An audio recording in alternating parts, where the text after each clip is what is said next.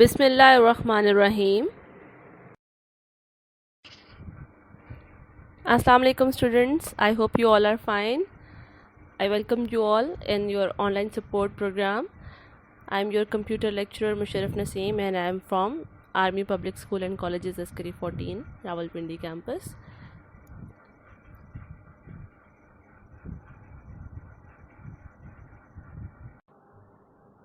So students, today we are going to start chapter number 2 and this is lecture number 5 and today we are going to discuss the system development life cycle, and the objective for today's lecture is that you all are going to understand system development life cycle, how it works, what are the phases, what are the stages of that cycle.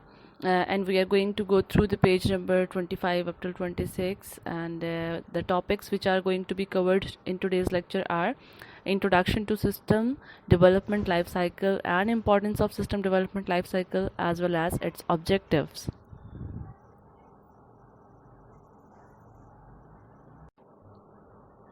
So this is the pictorial representation of the chapter, the things which we are going to discuss in the whole chapter, that is system development life cycle. You can see the pictures, SDLC methodologies, and what we are going to do in that, and what are the phases, what are the steps. We are going to discuss all the things over here. So the very first thing is system development life cycle. Let's discuss about the definition, what the book says. The system development life cycle, SDLC, in software engineering is the process of creating or altering information system. In other words, these are the models and the methodologies that experts as to develop these systems. System engineering or software engineering is an engineering approach for software development. In software engineering, the SDLC concept reinforces many kinds of software development techniques. These techniques form the framework for planning and controlling the creation of an information system. ठीक है जी, हम लोग SDLC में basically क्या बात करते हैं. SDLC एक सॉफ्टवेयर इंजीनियरिंग का एक प्रोसेस है, जिस प्रोसेस के अंदर हम लोग क्या करते हैं, किसी भी इंफॉर्मेशन को बनाते हैं, चेंज करते हैं, या फिर हम लोग इस तरह से कह सकते हैं कि एक ऐसा मेथड है, एक ऐसी मेथोडोलॉजी है जो हमें एक सॉफ्टवेयर या एक सिस्टम जो है वो डेवलप करने में एक्सपर्ट बनाता है. ठीक है, ये एक ऐसी अप्रोच है जिसमें हम लोग सिस्टम सॉफ्टवेयर जो हैं वो बनाते हैं, या हम लोग कोई भी सॉफ्टवेयर क्रिएट कर सकते हैं. उसमें कौन सी टेक्निक्स यूज़ होंगी, कौन सी टर्मिनोलॉजीज़ यूज़ होंगी, कौन से मेथड्स यूज़ होंगे, वो सारी चीज़ें जो हैं वो SDLC लाइफ साइकिल आपको एक्सप्लेन करा होता है कि इसमें क्या क्या स्टेप्स हैं, क्या क्या स्टेजेस हैं. So before going to start with the SDLC, you all are requested to check your own knowledge and ask yourself what a system is. In your point of view, what the system definition is. आपके mind में क्या चीज़ है जो कि एक system को define कर सकती है. सिस्टम क्या है? System is a set of components, hardware and software for collecting, creating, storing, processing, and distributing information. A system can be developed by applying a set of methods, procedures, and routines in a proper sequence to carry out some specific task. So what the system is a system is a set of components. Components क्या हैं? उसके parts हैं, उसमें hardware and software दोनों आते हैं. उन दोनों कंपोनेंट्स को जब कंबाइन किया जाता है for creating, storing, processing and distributing information, तो this is called a system. ठीक है, तो सिस्टम क्या है? दोनों हार्डवेयर और सॉफ्टवेयर के कॉम्बिनेशन को मिला के जो भी आपके पास एक कंपोनेंट मार्ज वजूद में आता है उसको हम लोग सिस्टम कहते हैं. Once you are clear with the system definition, आपको पता चल जाएगा कि सिस्टम क्या है. सिस्टम जैसे कि हमने अभी डिस्कस किया कि वो क्या है, हार्डवेयर सॉफ्टवेयर दोनों के कॉम्बिनेशन से मिलके बनता है. Once you are very clear about that, तो उसके बाद आप लोग क्या कर सकते हो, आप उसके SDLC के इम्पॉर्टेंस को जो है वो अंडरस्टैंड कर सकते हो. System development life cycle, SDLC and it's importance. System development life cycle, SDLC, is a problem solving process through which a series of steps or phases helps to produce a new computer system. ठीक है, a new computer system का मतलब ये नहीं है कि आप कोई जो है वो नया कंप्यूटर इजाद करने जा रहे हो. इसका मतलब ये है कि आप किसी पर्टिकुलर प्रॉब्लम को सॉल्व करने के लिए कोई सॉफ्टवेयर जो है वो क्रिएट कर रहे हो. ठीक है, इंपॉर्टेंस इसकी क्या है? Importance of system development life cycle. The basic purpose of system development life cycle is to develop a system in a systematic way in a perfect manner. ठीक है, सिस्टमैटिक वे का क्या मतलब है कि आपने क्या करना है, स्टेप बाय स्टेप कुछ प्रोसेस या कुछ सेट ऑफ रूल्स जो है उनको फॉलो करते हुए किसी एक प्रॉब्लम के सोल्यूशन को जो है वो क्रिएट करना है। ठीक है, it delivers quality software which meets the system requirements. अब ये किस वजह से इम्पॉर्टेंट है, ये क्योंकि ये हमें क्या कर रहा होता है, क्वालिटी सॉफ्टवेयर डिलीवर कर रहा होता है जो कि आपकी सिस्टम रिक्वायरमेंट्स क्या चीज़ें होंगी, हम लोगों को जिस प्रॉब्लम के सोल्यूशन के लिए जो चीज़ चाहिए होगी वो उसकी रिक्वायरमेंट्स होंगी। तो सिस्टम रिक्वायरमेंट्स हो कि जो आपके एक सिस्टम के ऊपर इम्प्लीमेंट हो सकती हों, तो वो आपका एक अच्छा SDLC सॉफ्टवेयर जो है वो क्रिएट हो सकता है। सेकेंड पॉइंट में क्या कह रहा है, it ensures that the requirements for the development of the software systems are well defined and subsequently satisfied. ठीक है, ये उनकी रिक्वायरमेंट्स को इंश्योर करता है। अच्छा, इसमें रिक्वायरमेंट्स जो है वो बहुत इंपॉर्टेंट रोल प्ले कर रही होती हैं। जब भी हम किसी सॉफ्टवेयर को क्रिएट करते हैं तो हमें जब तक उसकी रिक्वायरमेंट्स क्लियर नहीं होती, without clearance of the requirements अगर हम लोग कोई सॉफ्टवेयर क्रिएट करते हैं तो दैट इज़ द डिज़ास्टर। ठीक है, वो आपका सॉफ्टवेयर फेल हो जाएगा। तो आपको सबसे पहले जो है इंश्योर करना है कि रिक्वायरमेंट्स क्या हैं, किस तरीके की हैं, किस कैटेगरी की हैं। आपने उसके अकॉर्डिंगली स्टेप बाय स्टेप जो है वो प्रॉब्लम सॉल्विंग जो है उसको करते हुए अपना प्रॉपर जो है वो एक सॉफ्टवेयर क्रिएट करना है। ठीक है, for that development of the software systems are well defined and subsequently satisfied. ठीक है, वो वेल डिफाइंड होनी चाहिए, रिक्वायरमेंट्स को सेटिस्फाई करती हैं, सब्सिक्वेंट सेटिस्फाइड कर रही होती हैं, और इस वजह से जो है आपका SDLC लाइफ साइकिल जो है वो इंपॉर्टेंट है। थर्ड पॉइंट में क्या कह रहा है, it delivers cost effective system. Cost effective system कौन सा होता है कि वो आपके बजट से ना तो बहुत लो जा रहा हो और ना तो आपके बजट से बहुत ज़्यादा हाई एक्सीड कर रहा हो। ठीक है, अगर वो आपका जितना भी बजट है वो उसकी रेंज के अंदर ही है, वो आपको कम्प्लीटली सोल्यूशन अगर प्रोवाइड कर रहा है।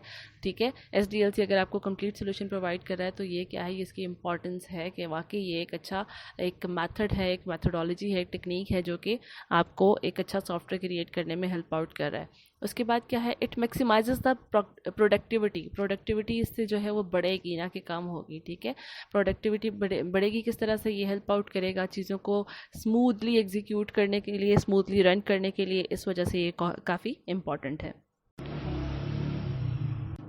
After the importance of the SDLC, we are having objectives of SDLC, system development life cycle. उसके ऑब्जेक्टिव्स क्या हैं, ये किस वजह से हम लोग जो है बनाते हैं, क्यों बना रहे हैं हम लोग ये सिस्टम डेवलपमेंट लाइफ साइकिल, वो देखते हैं। ऑब्जेक्टिव्स इसके क्या हैं। System development life cycle SDLC has 3 primary objectives.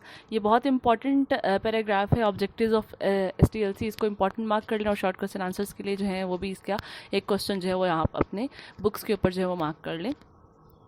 अच्छा, इसका ऑब्जेक्टिव नंबर 1 क्या है, it ensures that high quality systems are delivered. ठीक है, कि इसकी क्या है, सबसे बेस्ट ऑब्जेक्टिव इसका क्या है कि हाई क्वालिटी सिस्टम जो है वो बना के हम लोग डिलीवर करें।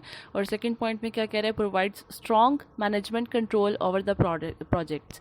ठीक है, स्ट्रॉन्ग मैनेजमेंट कंट्रोल किस तरह से होगा, क्योंकि इसकी सारी की सारी चीज़ें एक सिस्टम के तरीके से चल रही होंगी, एक मेथड से चल रही होंगी, सेट ऑफ रूल्स को फॉलो करते हुए चलेंगी।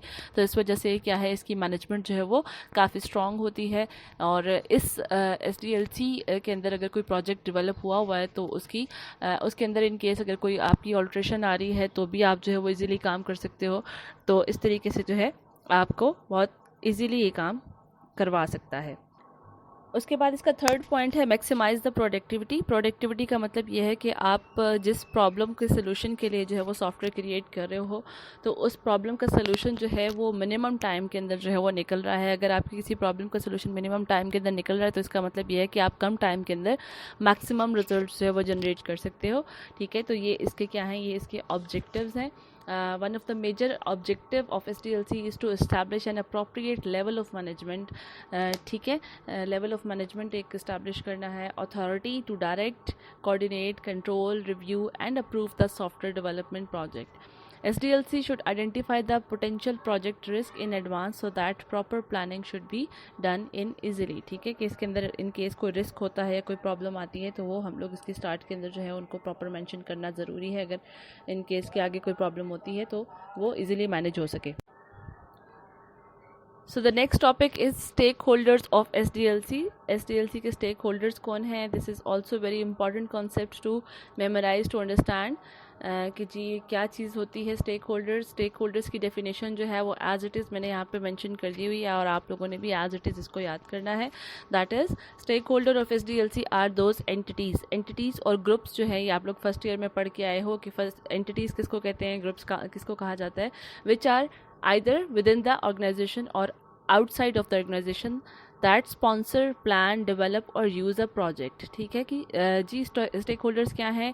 ऐसे एंटिटीज़ हैं या ऐसे ग्रुप्स हैं या ऐसे इंडिविजुअल हैं जो डायरेक्टली और इनडायरेक्टली आपके प्रोजेक्ट के साथ लिंक होते हैं, तो उनको क्या कहा जाएगा? स्टेक होल्डर्स कहा जाएगा. अब ये स्टेक होल्डर्स जो हैं वो सब डिवाइड कर दिए हुए हैं दो मज़ीद पार्ट्स के अंदर. ठीक है, एक है आपके इंटरनल स्टेक होल्डर्स और एक है एक्सटर्नल स्टेक होल्डर्स. ठीक, स्टेक होल्डर्स में बी यूज़र्स. अब वो कौन कौन हो सकते हैं इनको अंडरलाइन करना है आपने. They may be users, managers and developers. It is the duty of the project management team to identify the stakeholders. ठीक है, जो भी प्रोजेक्ट मैनेजमेंट की टीम होगी, हम लोग प्रोजेक्ट मैनेजमेंट की टीम की बात यहाँ पे कर रहे हैं कि इसका मतलब ये है कि जब हम लोग कोई प्रोजेक्ट बना रहे हैं तो वो प्रोजेक्ट बनाना किसी एक या दो इंडिविजुअल्स का काम नहीं होगा. इसके लिए एक कंप्लीट टीम जो है वो रिक्वायर्ड होती है. तो ये कंप्लीट टीम में से एक टीम मैनेजर होगा जो कि इन सारे के सारे एग्जीक्यूशंस को जो है वो डील करेगा, इस सॉफ्टवेयर को क्रिएट करने के लिए डील करेगा. तो उसकी रिस्पॉन्सिबिलिटी क्या है कि उसने आइडेंटिफाई करना है कि स्टेक होल्डर्स एक्चुअली हैं कौन से लोग ऐसे होंगे जो कि आपके प्रोजेक्ट के साथ डायरेक्टली या इनडायरेक्टली जो है वो लिंक होंगे. एंड डिटरमाइन देयर रिक्वायरमेंट्स, और उनकी क्या रिक्वायरमेंट्स होंगी, एक्सपेक्टेशंस क्या हैं उनकी. And manages them the influence in relation to the requirements to ensure a successful project. ठीक है, तो आपका होली स्लोली जो काम है वो किसने चेक एंड बैलेंस करना है? आपके प्रोजेक्ट मैनेजमेंट टीम ने करना है, प्रोजेक्ट मैनेजर ने करना है, और उसने इसके स्टेक होल्डर्स को डिफाइन करना है कि कौन कौन इसके साथ जो है वो इंटरनल इसके स्टेक होल्डर्स होंगे और कौन से एक्सटर्नल होंगे और क्या क्या उनकी रिक्वायरमेंट है, कैसे सेटिस्फाई करना है ताकि आपका प्रोजेक्ट जो है वो एक अच्छे तरीके से एग्जीक्यूट हो जाए और कंप्लीट हो जाए. So this is the pictorial representation of the stakeholders. इसमें हम लोगों ने सबसे पहले इंटरनल स्टेक होल्डर्स जो हैं वो मेंशन किए हैं, जिसमें प्रोजेक्ट मैनेजर आ जाता है, प्रोजेक्ट की टीम आ जाती है, कंपनी फंडर आ जाते हैं. ये वो लोग हैं जो कि डायरेक्टली आपके प्रोजेक्ट के साथ अटैच होंगे, इन्वॉल्व होंगे उसको क्रिएट करने के लिए, उसको बनाने के लिए. ठीक है, उसके बाद है हमारे पास एक्सटर्नल स्टेक होल्डर्स. एक्सटर्नल्स कौन से होंगे? जो कि प्रोजेक्ट कंप्लीट होने के बाद उसको यूज़ करेंगे या उसको डिस्ट्रीब्यूट करेंगे या फिर उसको जो है डील करेंगे उसके साथ. ठीक है, तो इसमें कौन आ जाते हैं? कस्टमर्स आ जाते हैं, गवर्नमेंट आ जाती है और सप्लायर्स आ जाते हैं जिसने उसके स्टेक होल्डर्स की जगह लेनी होती है. ठीक है, दो तरह के स्टेक होल्डर्स, एक है इंटरनल वो होंगे जो कि उसके बैकएंड पे उसकी जो है उसकी मैन्युफैक्चरिंग के अंदर हेल्प आउट करने. एक्सटर्नल कौन होंगे? जो उनके बनाने में कहीं पे भी कोई पार्ट प्ले नहीं कर रहे, लेकिन उसको डिस्ट्रीब्यूट करने के लिए और उसके आगे से आगे जो है उनको डील करने के लिए जो है वो अपना रोल प्ले कर रहे हैं, तो वो उसके एक्सटर्नल स्टेक होल्डर्स हो जाएंगे. सो the next slide is SDLC phases और स्टेप्स. इसके अंदर हम लोगों ने सिंपली इसके स्टेप्स जो हैं उनके नाम डिस्कस करने हैं, और यहाँ पे आपको एक स्क्रीनशॉट मैंने पिक्चर में लगा के दिया हुआ है आपकी बुक में से उठा के. तो ये आप लोगों ने इस पिक्चर को ज़रा देखना है. इस पिक्चर में अगर आप इसके एरोज़ को ज़रा कंसिडर करें तो इसके एरोज़ जो हैं वो 1 बाय 1 जो है वो स्टेप बाय स्टेप जो है वो डाउनवर्ड्स मूव कर रहे हैं.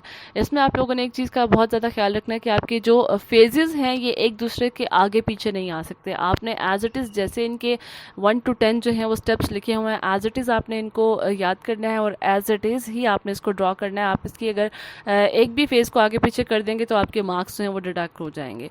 ठीक है, तो सबसे पहला इसका फेज़ है वो क्या है? Defining the problem. कि सबसे पहले आपको पता होना चाहिए कि आपने जो प्रोजेक्ट बनाना है वो किस चीज़ के लिए बनाना है. उसके बाद उसकी प्लानिंग होगी, उसमें आपका पेपर वर्क आ जाएगा, आपकी बाकी रिक्वायरमेंट गैदरिंग आ जाएगी. उसके बाद है फिजिबिलिटी स्टडी नंबर 3 पे. नंबर 4 पे उसके एनालिसिस है. नंबर 5 पे रिक्वायरमेंट इंजीनियरिंग है. नंबर 6 पे design, coding, testing, verification, deployment, implementation, maintenance and support. ये सारे के सारे 10 स्टेप्स जो हैं इनको हम लोग नेक्स्ट लेक्चर में इंशाल्लाह थॉरली जो है वो गो थ्रू करेंगे और उसको मैं एक एक स्टेप को एक्सप्लेन करूँगी. ये 10 स्टेप्स हैं और एज इट इज़ आपने उनको याद करना है. और आपको जो इसकी पिक्चर में एरो जो है वो नज़र आ रहा है, पहले तो एरोज़ जो हैं वो छोटे एरोज़ जो हैं वो नज़र आ रहे हैं, वो यानी कि एक स्टेप के बाद एक स्टेप कंप्लीट होगा तो आप दूसरे दूसरे स्टेप को ऊपर मूव कर सकते हो, दूसरा स्टेप कंप्लीट होगा तो आप तीसरे स्टेप पे मूव कर सकते हो। इसका मतलब ये है कि आपका हर एक स्टेप जो है वो डिपेंडेंट है अपने प्रीवियस स्टेप के ऊपर।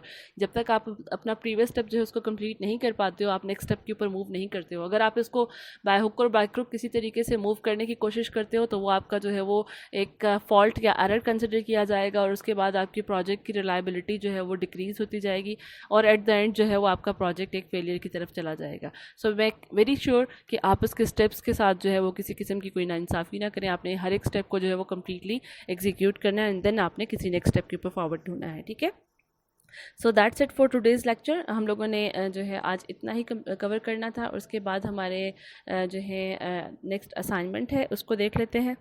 सो the assignment is very simple, define what is system, मैंने ऑलरेडी आपको एक्सप्लेन भी कर दिया है। Number 2 is explain importance of SDLC, explain the following objectives of SDLC, stakeholders, phases and steps. ये सारी चीज़ें आपने प्रॉपरली अंडरस्टैंड करनी है, याद करनी है, और शॉर्ट क्वेश्चन आंसर्स इसके मार्क करने हैं बुक के। And that's all for today's lecture. Thank you very much, take care, अल्लाह हाफिज़।